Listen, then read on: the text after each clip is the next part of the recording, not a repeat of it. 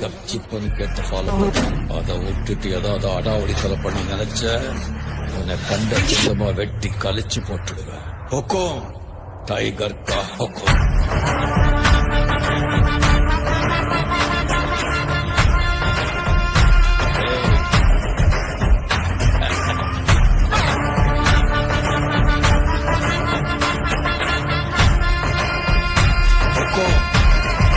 tiger